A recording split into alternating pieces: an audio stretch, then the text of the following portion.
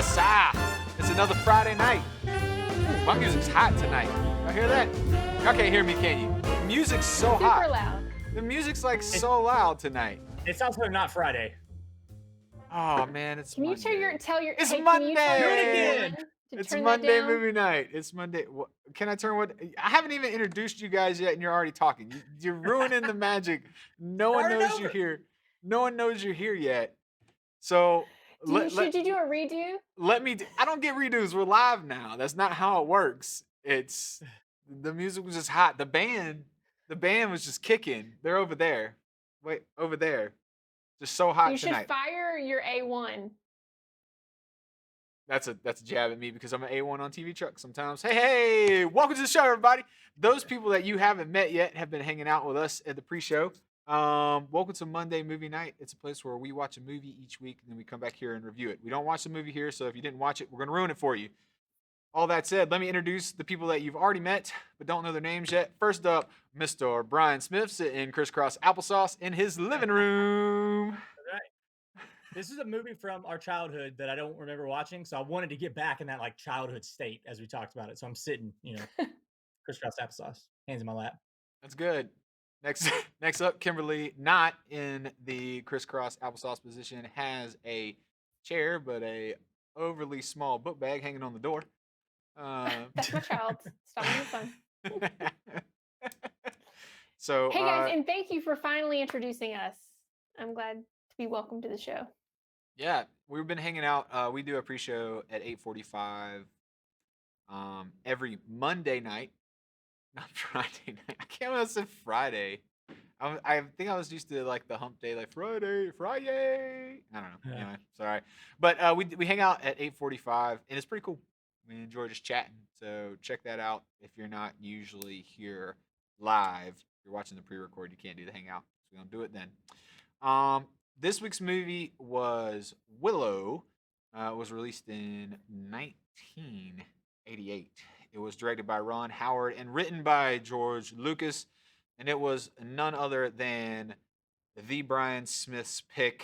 We'll take a look at the let's take a look at the trailer, and then we'll let Brian kind of dive into what Willow was all about. From the creator of Star Wars. From the director of Cocoon.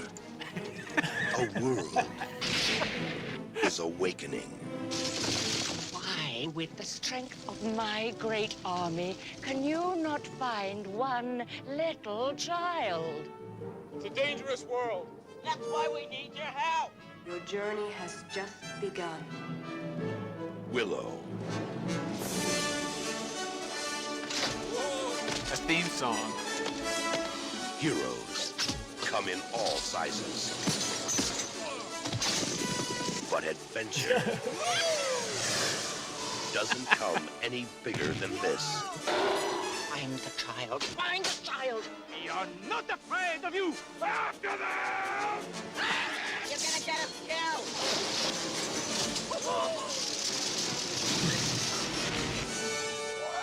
I trust him completely.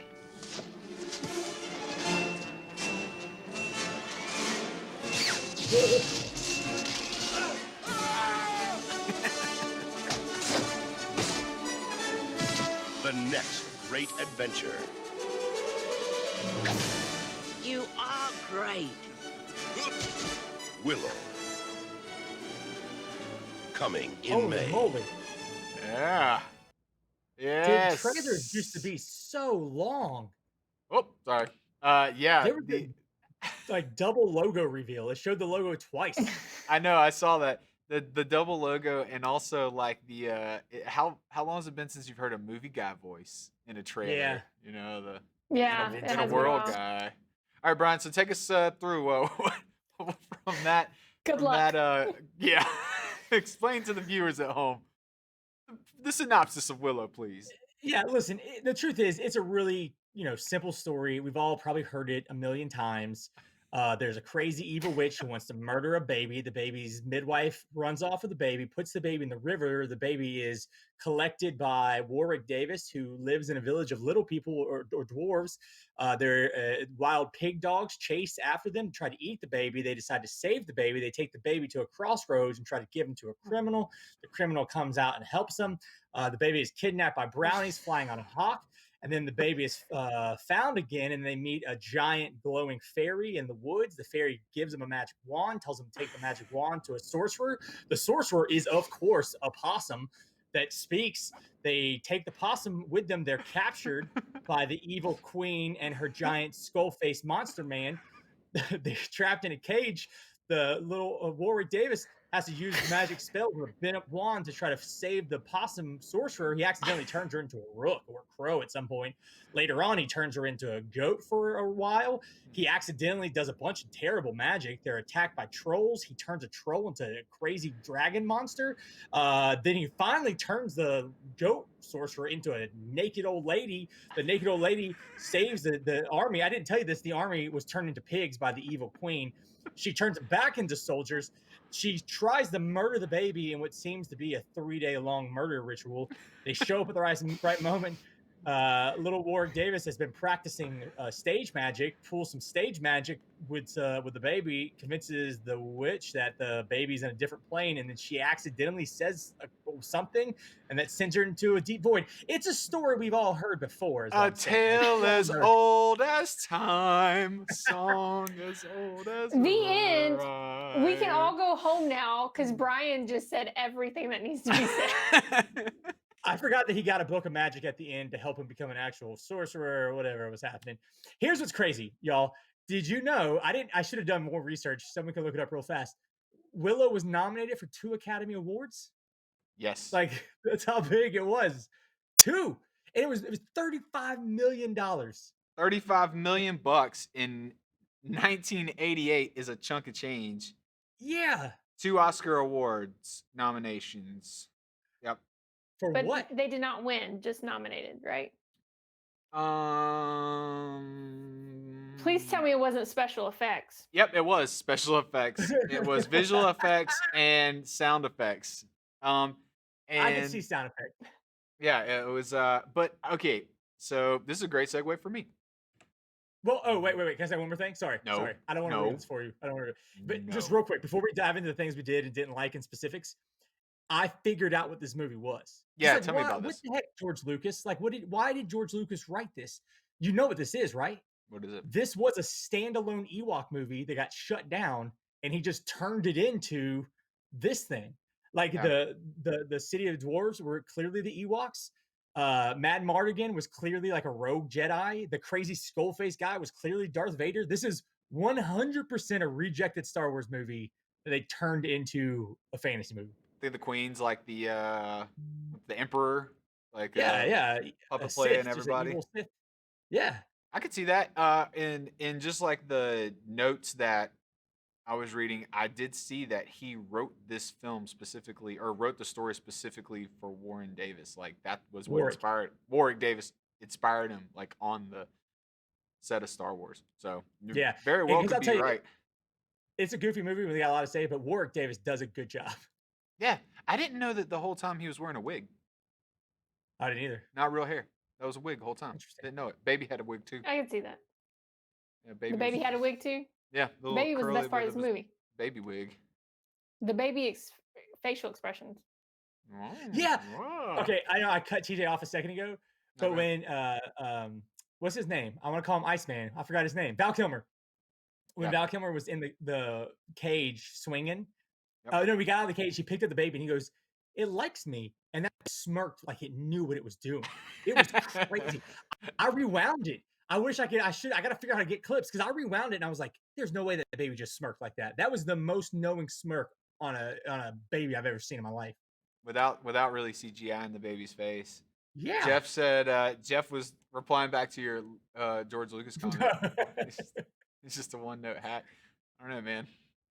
Indiana Jones is He great. definitely should have stopped after Star Wars. If I was gonna have Indiana one note, Jones. that was the one to go out on. Star Wars for sure. Heck yeah. Just write it off. No, what I was gonna say, back to your 2 like the Academy nominations. Um, One of the things that I don't. This was just me tying some stuff together in the filmmaking world. Was this was the like one of the first films where Industrial Light and Magic really got to like show their stuff Mm. outside of Star Wars. So I had listened to a talk later last year from a guy that was in Pixar and had worked with Industrial Light and Magic, and he talked about the pixel, and he talked about how they basically were like, what is a pixel, and like the math behind a pixel, and how these computers were, deciphering basically what they had to create a pixel for these computers to like operate. And so it was really cool to go back and look at this movie, and uh, I knew going into it that they had done some things for the first time, and so I researched it a little bit, and they created the morph effect for this movie. Oh, no So, way. so the morph of like the witch all through the thing, that was like made for this film in particular, and it went on to become like way more popular. It was like when like paintings morphed in Ghostbusters, when they eventually get it to like where they get into Terminator, like that's the lineage of it, like the Mhm. pinnacle of it's kind of like Terminator. But they basically were using models and computers to create the things. I have like a I have a like a video here of it. There's no audio on it. I didn't want to get pegged, but that's what I'm talking about. So That's like the whole awesome. like morph in between the tiger Oh, I into the forgot there lady. was a tiger. Oh, and an Yeah. ostrich. Ostrich, Dang, yeah. I forgot how many Mhm. things. Yeah. And the Turtle. peacock So into the turtle. but this is it. Those are the plates from the film. So that's the computer, like what the computer was seeing and the scans of it and how it went from one to What? the Wait. other. Yeah, that's it. Like morphing That. those pixels. That's the puppet of the in the morph into the ostrich. Oh, snap. Like so they combined like puppetry, real life animations, and like these plates to create like a pretty cool new effect. They called it MORF, morph, and everyone started spelling it with the PH. So in house it was morph with an F. But I thought it was super neat, like Hmm. That's cool. That is to cool. to watch it from a visual, because you saw puppetry like in the big like two-headed monster. Like you saw all Mhm. the puppetry there, but then you got to see like these early like CGI effects to it. So it was pretty neat. That was pretty cool. Yeah, I Good. will say too that the brownies, the little tiny pixies that I said reminded me of a fantasy book no one knows of. But there's a scene where they've Gulliver's traveled, Warwick Davis and his friends, like they're tied down with little bitty ropes and everything. And Mhm. the little tiny pixie walks over and cuts the rope. And the pixie doesn't look great. It's clearly, like Right. a Right. weird thing. But the timing of him cutting the rope was perfect. Like Yeah. it was perfect. Like there was Yeah. no, it was. I went back and watched that scene a couple times too, and I was like, man, that is spot on. How well that worked out. So I could see how this got a special effects award or a nomination. Yeah. Jeff said Indiana Jones. Let's see. He said Indiana Jones would not have been where it was without Spielberg. Oh, 100%. Yeah, you think? Yeah. Like I mean even was it E.T.? Like same Mhm. kind of deal. Like Spielberg is in a that guy is in his own kind of realm He just of he awesome. knows how to make heart and nostalgia built into the stuff he makes. Yeah, and plus like his films just look good. Like they have this look. Mhm. Mhm. Like I remember when Ready Player One came out, I was like, I'm ready for this. Like I'm ready for a good Spielberg movie. Did you see Ready Player One, Brian? Don't. I hate that book and the movie was so boring. I loved it. The book is I've so bad. I've watched I it a should have. ton. I I'll watched tell you it. this. It was definitely. This is one of the times that movie, Ready Player One, is a better movie than the book. In Mm. my opinion. I liked it. I liked it a lot. I don't read, so I definitely wasn't gonna Stop read that saying book. that. I don't. I'm not gonna read a book. I might listen to it, but I ain't gonna read it. This is not gonna happen. Uh, the devil dogs, like were like obvious like dogs in costumes. Mask. Yeah. Yeah, or Right. But they were scary, dude. Those were terrifying. that's what makes these like 80s films so terrifying.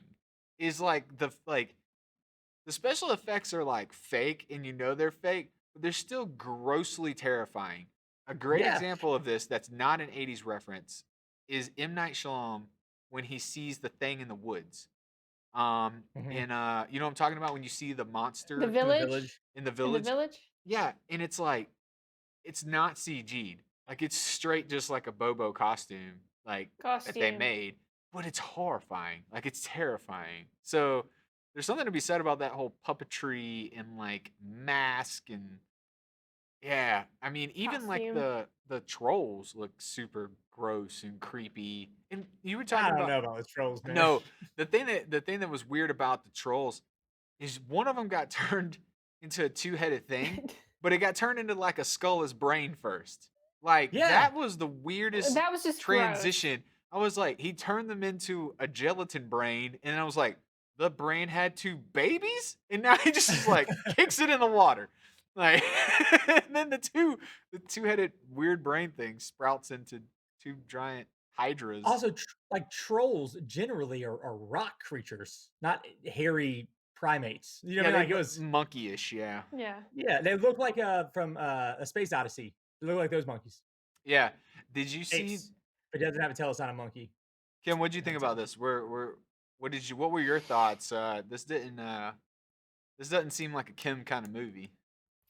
This is definitely not a Kim kind of movie. The best part was the baby, which I've already said. The baby's expressions were great. In the beginning, I was excited because I was like, "Oh, this is a George Lucas film. Oh, Ron Howard directed this. This is going to be great." And then nothing. Like I What do you find mean, it. I then found the nothing? beginning to be. I found the beginning to be really slow, and then it just got weird and bizarre after that. I don't know how Like the you went into whole. that. How do you go into that movie and like in the first like 30 minutes be like, this seems normal, like it's getting weirder. It was normal in like Fantasyland. Like, okay, here's some hobbits that you run into, and he's gonna save this baby. I mean, like it wasn't too crazy. But then once Val Kilmer came in and was dressed like a woman, it just went crazy from there. And then he instantly falls in love with the lady who's his mortal enemy, and That's because she the doesn't get dust. The hit by dust. but she brownies put doesn't get dust. hit by the dust, and she reciprocates. Come on. Have you seen a young Val Kilmer?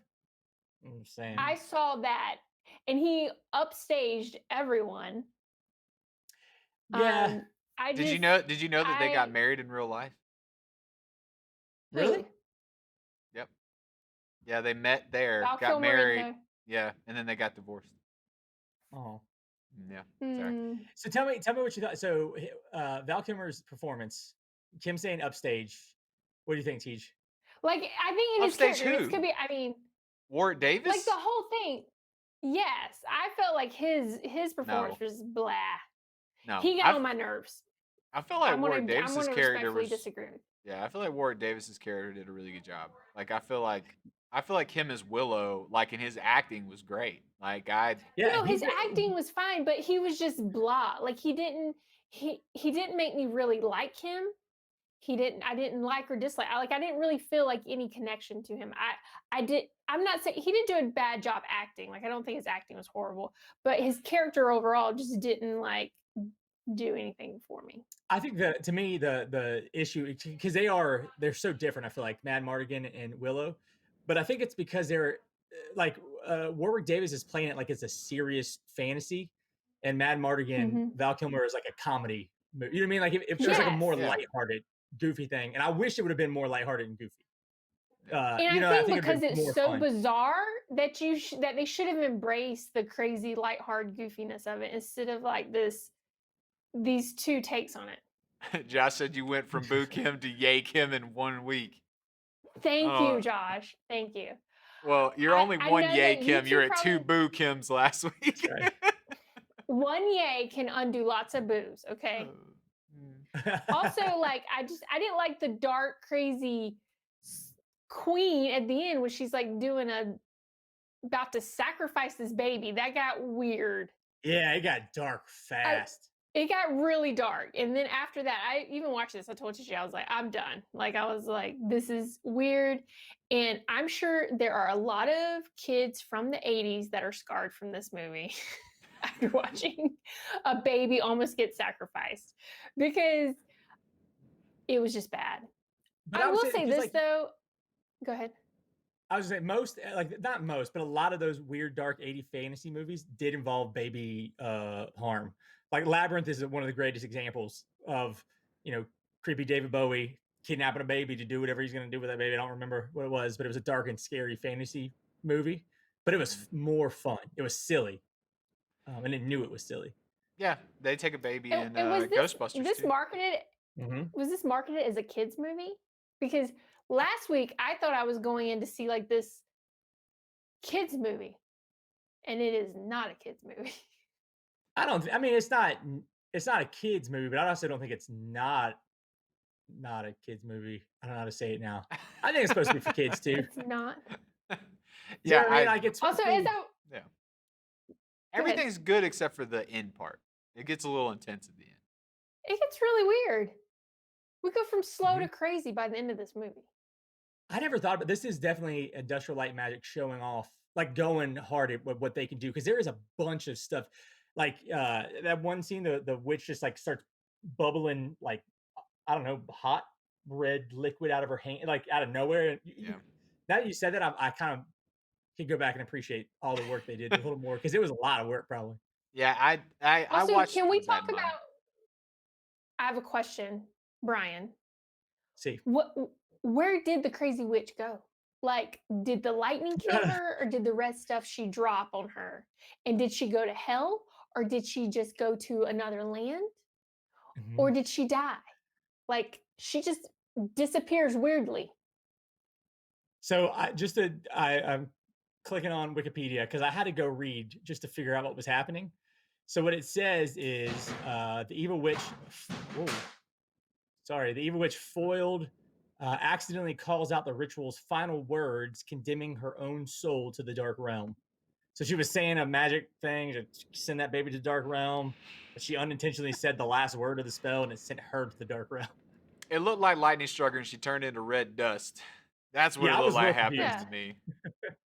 Yeah, like I feel like that they didn't set that up very well. On a lighter note, did y'all see the elf from Bad Santa in there? Yeah, That was he was pretty. one of the warriors. Yeah, he was one of the warriors that went out with him. I thought that was pretty good. I was like, I know that guy. I didn't recognize Yeah. anybody else but Batman. And then I'm like, I know Bad Santa guy. That's him. Val Kilmer's character. You were talking about how this was like you think it was written like a Star Wars thing, but Val Kilmer's character, which we talked in the pre-show, but bears repeating again. His name is Mad Mardigan, all one word, not Mardigan, and he's crazy. It's Mad Mardigan. Mad Mardigan. all Yeah, together. it's weird. But Mad Mardigan, I feel like was like the inspiration of like, or the early like character portrayal of Jack Sparrow. Like he had like some of these like looks and kind of like crazy isms. And the hair with the braid. Yeah. He even had the hair with the braid. Yeah, and he dressed like a woman and he was like the womanizer. Like I was like, I don't know, something to this Mad Mardigan guy getting connected to Jack Sparrow. And then the brownies came out. The brownies were the smaller people, and they reminded me like because of like how over the top they were and like how quick and like just the way they acted, like kind of like half dumb and stupid with each other. There was like totally comic relief characters. Do you remember I think it's Owen Wilson and I'm trying to think of the other guy that's with him, but it's the cowboy and the Roman soldier in Night of the Museum, like how they're they're the little figurines, and they're always fighting with like they're going to war with each other and like calling each other stupid. They eventually befriend each other, but like I was like, this is also inspiration for Night of the Museum. So I think Night of the Museum is not a Disney movie, but definitely the Jack Sparrow could have been pulled from Mad Mardigan. Who knows? Who knows? But I saw inspiration out of both of them. Cinematography points real quick, then I'll let you guys get back to it. It was shot in Panavision, also known as anamorphic, so it was super wide, Brian, what we were talking about earlier. So super wide screen lens. It was on a Panaflex camera, which is made by Panasonic, on Coke glass, which is kind of typical for those films back then. We already mentioned $35 million. $35 million to make this movie. All of it went to George Lucas's Industrial Light and Magic, I'm sure. Mm-hmm. But it made just under 60 million to date, according to the IMDb page, which doesn't To seem like date.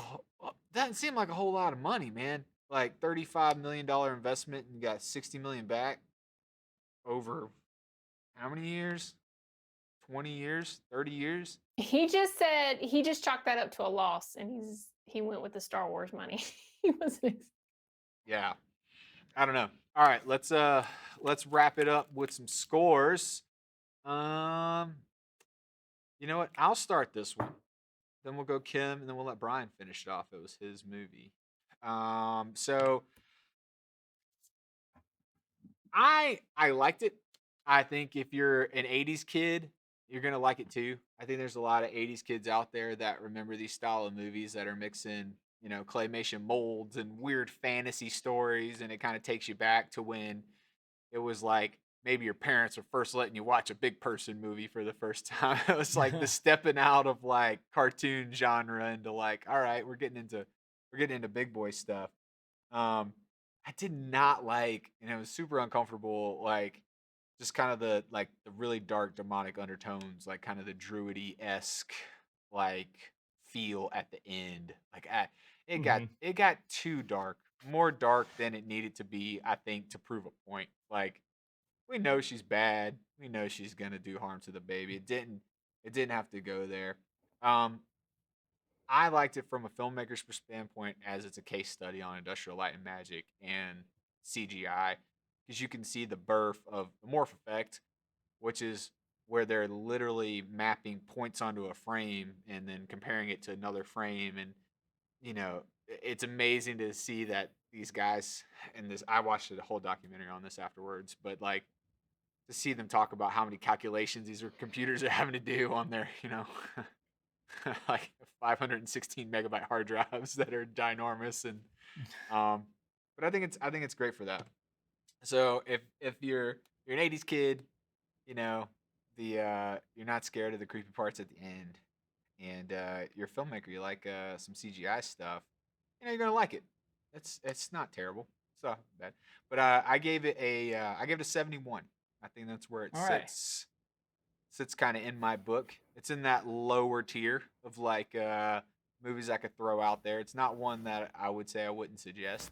I'd tell somebody to check it out. But yeah, I'm going 71. So Kimber, what did you think? Sorry, Brian, it wasn't my favorite. I had high hopes for you after the Polka King. Like, oh, we're gonna get better at this. I just didn't like it. I am an 80s kid and I grew up watching a lot of movies made in the 80s. So I can see, I mean, I will say to TJ's point, I can see how, like, if you appreciate that era and those types of movies, that you would like this movie. So I'm sure there is a group of people that would really love this movie. I am not one of those. I didn't care for the storyline. I didn't care for, I just didn't care for any of it. I want to be honest. I was actually disappointed because I was actually disappointed because I thought it would be better. Val Kilmer's character did add some comic relief, and the baby was like just waiting to see the next facial expression that was going to come out for this baby was what I look forward to the most. It got really deep, dark at the end, which was really kind of like the nail in coffin for me of that I wouldn't recommend this movie because just my personal belief is I just don't like movies like that. So, but I can see where it would have potential, and there are people that would enjoy it. It just that's not me. So I gave it a 60. All right. That's not bad. That's a fair Kim score. Yeah, I feel like that's a good Kim score. Yeah, that's a fair Kim score. What do you think, Ron? Yeah. Also, just to be clear, we're trying to pick movies we haven't seen, so I'm not saying these are great movies. I just want to talk about them with you guys. Yeah. I think that it was so long. Like there are parts of it that were so. There's a cart chase scene that happens like 30 minutes into the movie, and it's like 15 minutes long. It's just a wooden cart. Like it's a long cart chase scene. And so there were ones that were just too. I don't know. I feel like it could have been better than it was. There were these moments of like real movie magic, and then these moments of like, why are we focusing so long on him under the stairs in a big person bar? It's like 20 minutes of him sitting underneath the stairs with a baby talking to brownies. It was a weird movie. I'll say this though, it was definitely better than the Aeronauts and Where Is Bernadette or whatever that movie is called. So they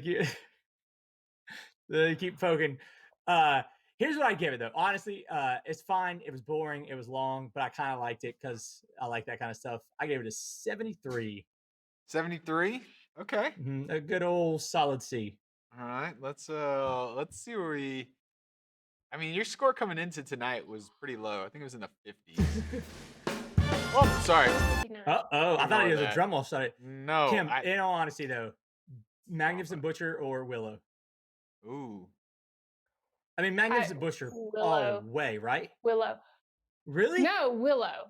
Yes, The Magnificent Butcher, if I didn't have to watch that movie because of this show, I would have walked out the first 5 minutes, turned it off, and never turned it back on. This was better. Like... I can attest. You like The Magnificent Butcher so much better? Oh, yeah. Like, I will never in my life watch Willow again. Like, unless I'm showing my kids or something like... Yes, Did you like The Magnificent Butcher or Willow better? Because I'll watch Magnificent Butcher again at some point. Like one night, I'll be bored. I'm like, I'm going to watch Magnificent Butcher. Here's the deal. I think I could describe to someone, and this is going to sound crazy, Willow. Like, I think I could give them a pretty good idea of Willow. They just got to see Magnificent Butcher. Like, they need to watch that for this. I mean, I don't know, and that could be like, I like the kung fu like aspect of it. Willow's just funky. I was looking back at the scores for the other one. Bernadette made a 74 total, so I guess it's not too bad. Anyway, all right, let me actually hit the right button this time so I can pull up the scores. So new leaderboard is me at 86, Brian 68. You're up to 68, which is awesome. You got a 73 for Kimber. Kimber's come up a little bit as well. And back to our rotation. I'm still going to draw this movie out of a hat, but we've already conceded that it's Kim's pick. So there's only one in here now. I don't remember what it is, so I'm excited. I had to ask her again because I had forgotten. It is The Hustle. Oh, that's right. So The Hustle on Hulu. Kim, is it on anything else? No, Amazon Prime. It's on Amazon Prime. It's not on Hulu? I just looked it up and it came up on Amazon Prime. All right. So go find The Hustle. That'll be our It's on Amazon Pride. How do you spell hustle? Prime. Hustle.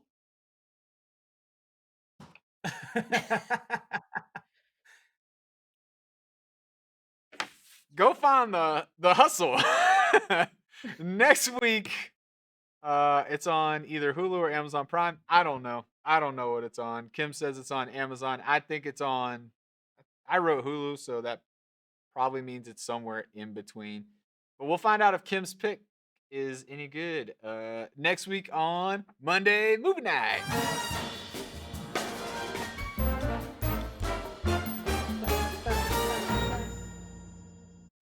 Hey, I hit the button. Probably shouldn't have hit the button like that. That's all right. All right, TJ, pull up the character names. Let's do this quiz.